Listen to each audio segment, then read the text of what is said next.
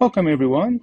In this video, I want to look at the concept of constant volume calorimetry, or so-called bomb calorimetry. And what bomb calorimetry is that you have a reaction that takes place in a bomb calorimeter.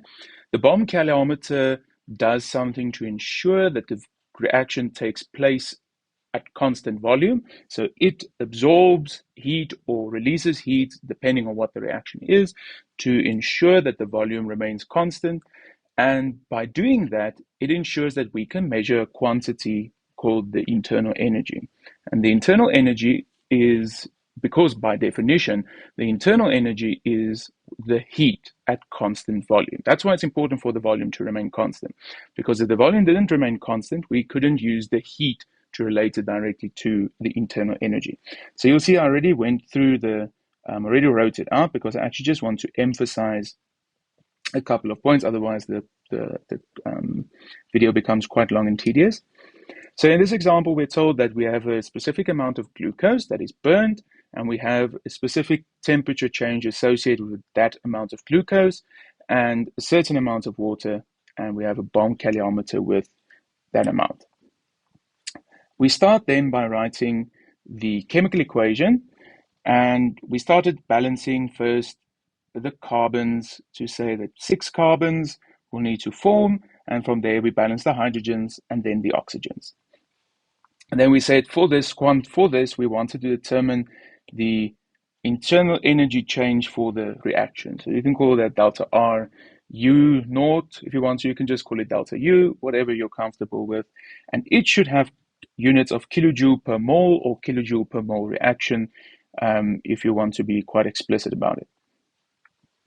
Then the next question is, where does all the heat that the reaction, this combustion reaction releases, where does all this heat go?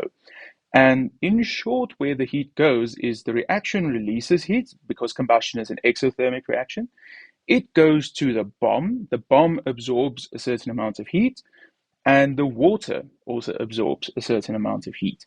And hence, the reaction's heat, all of it that it releases, must be equal to the negative or the opposite in sign, but equal in magnitude of the sum of those two quantities. So which is what we have here.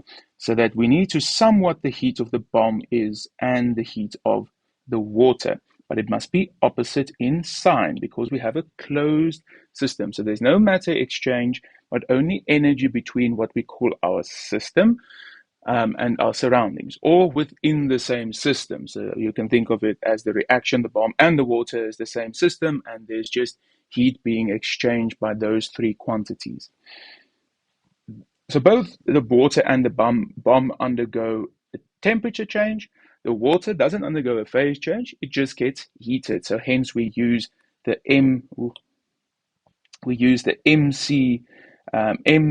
MCS delta T, and we get how much heat it absorbs. The bomb, if you look at the units of its heat capacity, it says joule per degree Celsius. Hence, it doesn't matter how big the bomb is, it just has a specific heat capacity associated with a temperature change. You then sum those, and then you know what the heat is that is released. But what is that heat? That heat is for 3.3 gram of glucose. And you can go and calculate using the molar mass given in the equation or the question. That is for so many mole of glucose. That is the heat that is released. And that heat that is released is, in other words, known as the internal energy for that amount of glucose. But we want to know how much heat is released if we were to combust 1 mole. So we do a ratio calculation. And there's just a small writing mistake here. I just want to swap those two wordings around. We then say that 1 mole of glucose, H12O6, per mole of reaction is related to the internal energy change of reaction in kilojoule per mole reaction. But what do we know? We know that 0.0183 mole of glucose is related to an energy change of minus 5.152 times 10 to the power 1 kilojoule. And so we can then go and write these quantities in a formula. So we can cross multiply, you then solve for the internal energy of the reaction, and you'll end up with a unit in kilojoule per mole reaction or kilojoule per mole, depending on the unit that you're comfortable with. Right, and what does that tell us? This tells us that it is definitely a reaction whereby it releases heat, or the internal energy decreases of the reaction. So the reactants to the products, this system loses energy. It goes from a high energy state to a lower energy state, and that makes sense. Combustion reactions are exothermic in nature, though that is linked to the concept of enthalpy. But if a system is releasing energy, its internal energy should decrease. It's not supposed to increase for some reason, right? It's releasing energy and hence should have an associated release in energy. So the main point of bomb calorimetry is this fact that you have a reaction heat, and that is an associated effect on both a bomb and water, which then absorbs that heat. And that we can calculate by those two things change in temperature.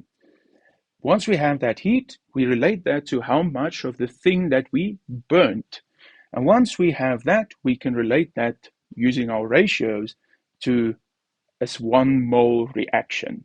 So in other words, the mole reaction that we defined up here. So 1 mole of glucose gives a specific amount of reaction internal energy change. Right, so that's constant volume calorimetry, or so-called bomb calorimetry. And that's typically used for combustion reactions. And we determine the heat at constant volume, and the heat at constant volume is the internal energy. So that's what the example is typically about.